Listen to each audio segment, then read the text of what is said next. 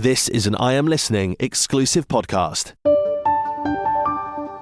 If we can't as a community come together and have a space where we are able to listen to the people that are directly impacted the most and hear their hurt and hear their anger, then we may as well pack up shop and go home now, really, because it's only when you start unpacking that you're actually going to be able to show them that they don't even need an invite to the table.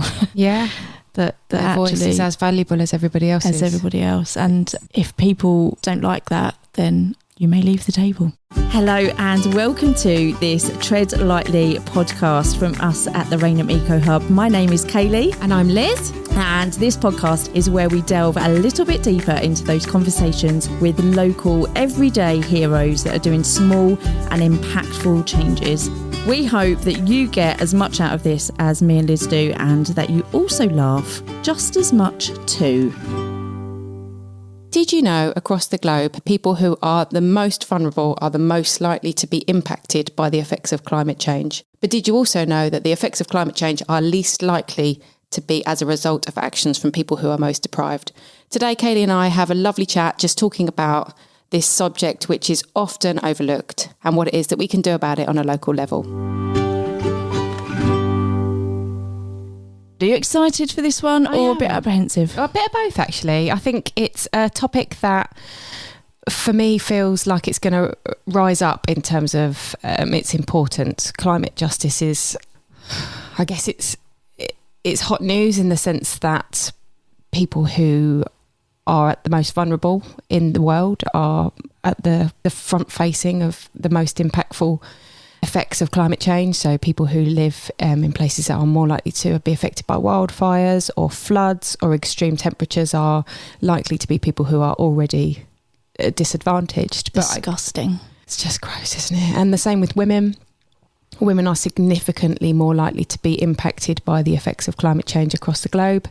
And it's an issue that I feel hugely strongly about. But like we spoke about in the first episode, kind of how do we make an issue that is so huge, so global, so enormous? How do we kind of bring that to a level where it doesn't feel so big and so far away that actually we can't do anything? Almost kind of, it becomes too over there because it's so massive. And we've had really good conversations throughout the last 3.5 years where that injustice of the effects of climate change and the impact of being rich or poor or middle or upper class or working class, or if you're a woman or if you're a man, the impacts are still there. And I guess the conversations that we've had have looked at things like secondhand being amazing, public transport being amazing, sharing things rather than buying new being amazing, and actually those being things that are more accessible to people who are perhaps on lower incomes, but perhaps don't necessarily see that as being environmental. And how do you kind of cross over that link to be able to not be hugely patronising, but to kind of bring people into the conversation and raise that awareness to say people who are poorer or women or people of colour are more likely to be impacted by climate change. And yet, where does that sit when the suggestions are buy an electric car, put solar panels on your roof, go and plant a meadow in your garden? They're all kind of things that are being thrown to us, which actually have such a heavy weight of privilege that sits behind them. And that's where my brain explodes. And then I go, Kaylee, talk to me, make it relevant, make it so that it makes sense locally. And I think that I equally then go, I don't know. But I think having this discussion and just having this platform to be able to have this lunchtime chat is really important and is kind of part of the jigsaw puzzle, because there's not one size that fits all, is it, with this sort of stuff? And so I think that bringing it back to local is always where we're at, really, isn't it? Totally. And so when we start looking at the injustice and of the equalities of kind of environmental issues, and going, okay, what does that look like where we live in Rainham, in Kent? And people, if you was to say that in certain circles, would just roll their eyes and be like, yeah, whatever. But it's true. We live really close to an estuary, which is at risk of flooding. We have certain areas in our town that have got very, very little green space because of overdevelopment. And the little bit of green space that they've got is so unloved and uncared for, and actually has got no ownership from them at all whatsoever. And that can play into a whole host of, I think we spoke last time about environmental issues, crossover on societal issues all the time. Yeah. And when you look at sort of some environmental issues around green space, that then crosses over into public health issues where it's got, you know, a detrimental impact on people's health, and the two go hand in hand. And that's why I don't think there's a one size fits all. I think I have been brought up and have grown up as a working class person, and so for those of you local, I grew up in Gillingham down by the Strand, and I think I've struggled with the fact that as I have got older, and I'm now in my late 30s, that's scary to say, I think I hate boxes, but people would now put me into a middle class box. And so I feel like I have a huge, massive responsibility to be able to have these sort of conversations and being able to bring people into them, to start looking at the ways in which they can look at the issues that directly impact them. So not necessarily look at them, the solutions that they can do straight away, because I think you don't just go to somebody who's, you know, really, really struggling. Well, what you should do is you should do this. I bet they get it. I bet that. Oh, well, we get that all the time, don't we? What you should do is this. I think it's about going, let's look at what's around. Let's look at the issues that are impacting you. We have, as I'm sure in most towns, we have areas where there's flats that are owned either privately or by a local authority. And it's kind of, we've had conversations with people going, we can't compost our food waste, as an example. Or insulate their house. Yeah. Or, you know, they haven't got a garden. So there's all of those questions around that sort of stuff. And I think it's important to kind of go, where are you at? What are the issues that you're seeing? And from where we are, these are the issues that we're seeing. There is an amazing lady that if we could get on this podcast, Liz, I would die. Her name is Karen Bell, I think. And I wrote some bits down this morning, which basically her whole job, she's a journalist and an environmentalist. And she would say that her area of expertise is environmental classism. Wow. I love that. Never even heard of that in my life. Isn't that nice? So cool.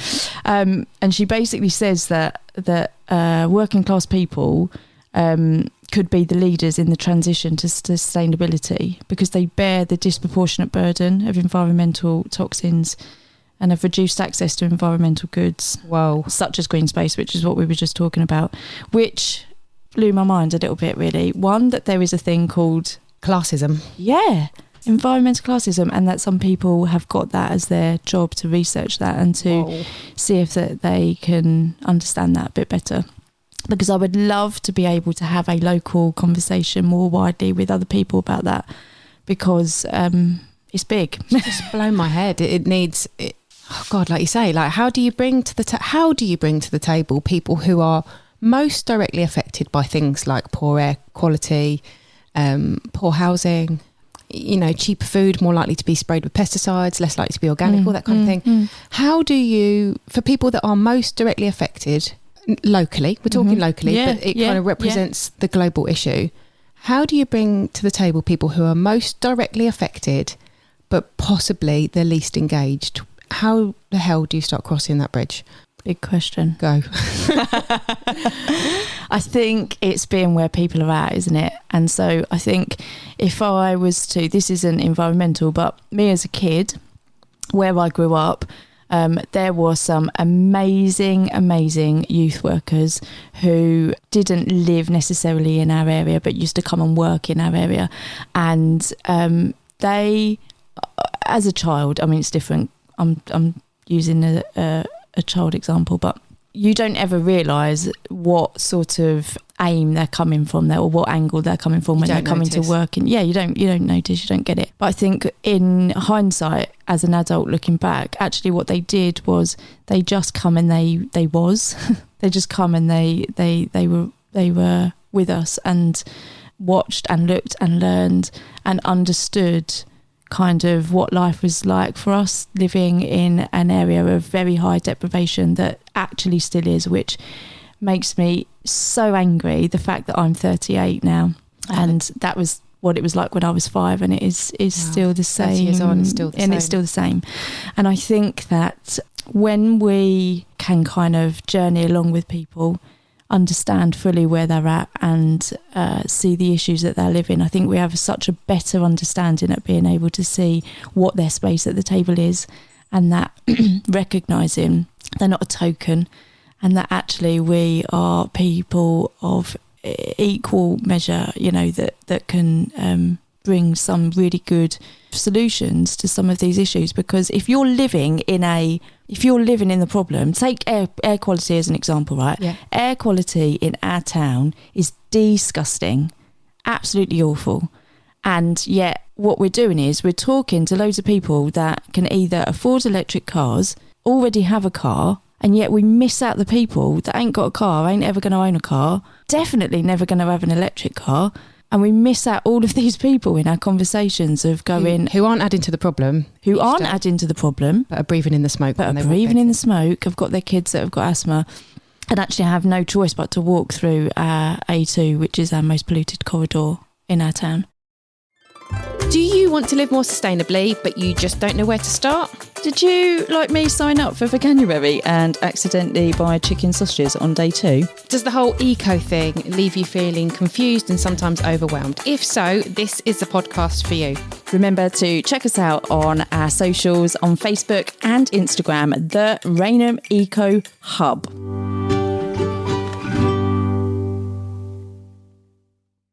As a community, we're disconnected from that, and that the people with the loudest voices are not necessarily the people that should get the biggest say. And yet possibly they're the ones that will lead the change to get more roads built and improve the car infrastructure, as opposed to going, these guys are doing a great thing by not adding to it in the first place, just totally excluded from the conversation, aren't they? And I know when I say this, like, I am not an expert, right? So bearing in mind this is my own personal views and my own personal thoughts, and I'm not trying to do an us and them type thing, and I'm massively generalising, but this is the state of the world, bringing it back to a local level, where people who are making the decisions are the ones that are just skilled, noisy, are able to communicate a lot better. We have this conversation a lot. I am not good with words. I am not good at communicating to certain topics or certain people, but yet it's because I get really passionate about stuff, and I'm like, I just want to. Totally. So you look at the bus situation, the public transport situation in our town. Awful. I'm not afraid to say that. It's awful. But the decision makers come from such a huge place of privilege that don't need to use a bloody bus probably to don't get catch to a bus. Yeah. So, and that, I mean, that's just one issue, isn't it? But scale that up, and that's the equivalent of USA and Europe polluting the world that has the biggest impact for sub-Saharan Africa. Yeah. That's the global equivalent, I guess, isn't it? And that's why it's really important to talk about the local issues that you can scale up or scale down. And I think that your point about looking at where, and this applies to everyone, I don't think this is a classism thing. I think that looking at where you are at and what you can do with what you have applies to everybody. I don't think that's a working class thing or a middle class thing. I think you can only do what can with what you have.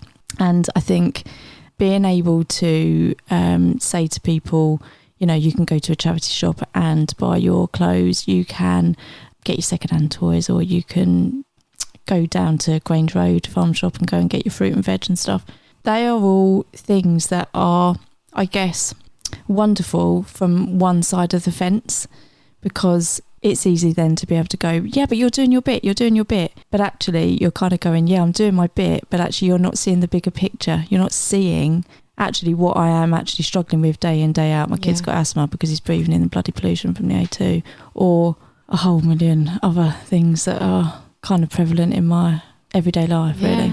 And I think that's where, if you imagine 3 circles, you've got kind of what is within your direct control.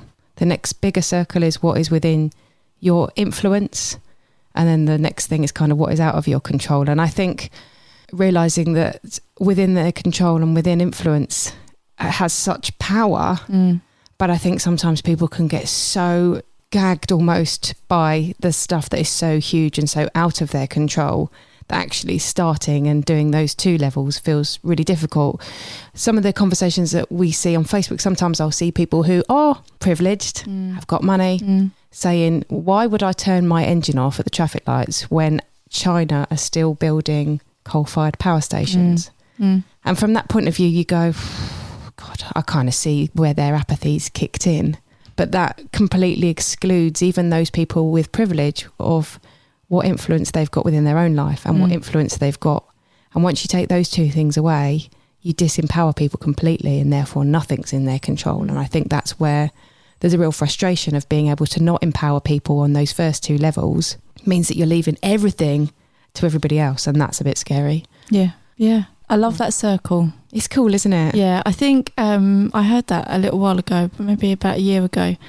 And whenever my eco anxiety kicks in, I do always have to just go back to that, because you can only do with what you got, with what you have, right? Yeah. That phrase keeps going around in my head like 5 million times. Sorry, I cut you off. No, you haven't at all, but that influence area really interests me. So you're right, you can go into the garden and dig yourself a pond, or, I don't know, recycle, or do whatever you're doing, buy less, grow your own veg, whatever you can do within your own sphere. But that influence piece is, I guess, where the hub for me feels like a really important space, because there's really amazing people that do some really cool stuff. But I think you're so right. How are we talking to the right people, and how do we talk to those people that aren't necessarily on the bus with us at the minute? What a funny example you just gave there. On the bus, on the smoky bus. We've only got a couple of minutes left. I'm going to give you a magic wand, Kaylee. Let's imagine that we had a magic wand to wave at this group of individuals that we've been talking about today, because it's not an easy nut to crack, but we're talking about it at least, and that, I think, is step 1 on a very tall ladder. But if I handed you a magic wand and said, what would it look like to bring these people into the hub, and how does life change for them, and what impact does that have? So I think this applies to everybody. I don't think it's a classism thing. I think we have discovered over the last 3 years that people desperately need permission to be able to do stuff. Liz and I hold no authority in Raynham whatsoever, and so therefore when people come and ask us to give them permission to do stuff, we have to go, fill your boots. Let me check with my mum. I mean, so I think it's about giving people permission to be able to see that they've got the power actually to make those changes. And I think it is about being able to encourage and direct's probably not the word, encourage and kind of share and learn, and have a physical space where you are able to have some of those conversations that are going to be difficult, right? Because this is another thing that I want to point out. Having someone turn up and say to you, right, it's all right for you with your refill stuff, and it's all right for you with this and that. Like, actually, come and look at the real issues that I'm struggling with. Yeah. They're hard conversations to have. And I think that we need to be prepared all together as a community to be able to sit and listen to those, because there are going to be some things that people are going to say that are going to hurt, and they're actually going to probably upset an awful lot of people. But if we can't as a community come together and have a space where we are able to listen to the people that are directly impacted the most, and hear their hurt and hear their anger, then we may as well pack up shop and go home now, really, because it's only when you start unpacking that you're actually going to be able to show them that they don't even need an invite to the table. Yeah. that their voice is as valuable as everybody else's. As everybody else. And if people don't like that, then I think you may leave the table. You may leave the table, yeah. And I think reflecting on this is probably an action we need to prioritise as well, is looking at what this looks like for Raynham Eco Hub. And I'd love for people to comment and let us know of really good places that are getting this right, and places that we can learn from to help kind of, knock down those barriers and try and get everybody at the table having these conversations and feeling that they can make an impact. And this right here is literally why you and this podcast is gold, because do not be fearful of saying the wrong thing or not having it 100% right. Like, no, let's scrap that. Start asking the questions, start asking for help, start saying, teach me, because no matter what level you're at, that is exactly what everybody needs to be doing from the ground up, really. Totally. Thanks. That's It's a bit really hard, isn't it? Oh, it's so hard, but it's so needed to have this. I really want to do this again and a bit deeper and a bit more, I think. Yeah, I agree. This is a kind of conversation, and the stuff that we want to cover in the hub is like just having these conversations, these difficult conversations that need to just start, because sometimes they sit in the too difficult box or the too painful box to have these conversations. So yeah, we're really keen to learn from you. So please, like, have a look, share what you know that's good, and if anyone knows Karen Bell, hook me up.